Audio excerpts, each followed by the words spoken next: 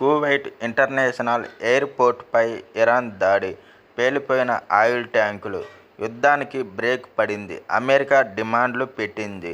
Iran దేశంతో చర్చలు జరుపుతున్నది. ఇలాంటి వార్తల మధ్య బిగ్ బ్రేకింగ్ యుద్ధం భీకరంగానే సాగుతున్నది. వివరాల్లోకి వెళ్లబోయే ముందు ఈ వీడియోనైతే లైక్ చేయండి, షేర్ చేయండి, సబ్స్క్రైబ్ చేయండి. ఇరాన్పై ఇజ్రాయెల్ దాడులు చేస్తూనే ఉంది. ఇరాన్ రివర్స్ అటాక్ చేస్తూనే ఉంది. అమెరికా అయితే బ్రేక్ ఇచ్చింది. కానీ ఇరాన్ ఇజ్రాయెల్ యుద్ధం ఆగటం లేదు. 2026 మార్చి 25వ తేదీ ఉదయం కువైట్ ఇంటర్నేషనల్ ఎయిర్పోర్టుపై ఇరాన్ డ్రోన్ బాంబులు వేసింది. ఎయిర్పోర్టులోని ఆయిల్ ట్యాంకులు పేలిపోయాయి. ఇరాన్ బాంబు దాడులతో కువైట్ ఇంటర్నేషనల్ ఎయిర్పోర్టును మూసివేసింది. అక్కడి ప్రభుత్వం ఈ లేటెస్ట్ దాడులపై పూర్తి వివరాలు ఇలా ఉన్నాయి.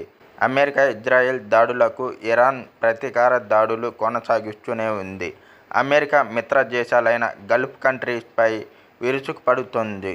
ఈ క్రమంలోనే మంగళవారం మార్చి 24 రాత్రి కువైట్పై డ్రోన్లతో విరుచుకుపడింది.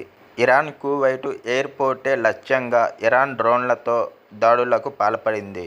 ఇరాన్ డ్రోన్లు ఎయిర్పోర్టులోని ఆయిల్ ట్యాంకర్లను ఢీకొట్టడంతో అగ్నిపర్వతం బద్దలైన మాదిరిగా ఎయిర్పోర్టులో ఒక్కసారిగా మంటలు చెలరేగాయి. ఇరాన్ దాడులను కువైట్ ధృవీకరించింది. దాడి వల్ల పరిమిత నష్టం జరిగిందని, ఎలాంటి ప్రాణ నష్టం జరగలేదని పౌర విమానయాన సంస్థ వెల్లడించింది.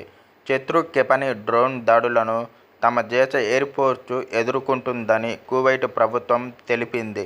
తమ బలగాలు 6 డ్రోన్లను అడ్డుకున్నాయని కువైట్ నేషనల్ గార్డు ఒక ప్రకటనలో తెలిపింది. 2026 ఫిబ్రవరి 28న ఇజ్రాయెల్, అమెరికా ఇరాన్పై సంయుక్తంగా దాడులు ప్రారంభించడంతో పశ్చిమాసియాలో యుద్ధం మొదలైంది. అమెరికా ఇజ్రాయెల్ దాడులకు ప్రతీకారంగా యుఎస్కు మిత్ర దేశాలైన గల్ఫ్ కంట్రీస్పై ఇరాన్ అటాక్ చేస్తోంది. ఇందులో భాగంగానే కువైట్ ఎయిర్పోర్టుపై ఇరాన్ అనేకసార్లు దాడులకు పాల్పడింది. ఇరాన్ దాడుల నేపథ్యంలో కువైట్ విమానాశ్రయం వాణిజ్య విమానాలకు క్లోజ్ చేశారు.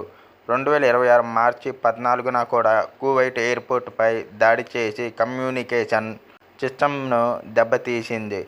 ఇరాన్ ఇదిలా ఉండగానే తాజాగా మరోసారి అదే ఎయిర్పోర్టుపై అటాక్ చేసింది.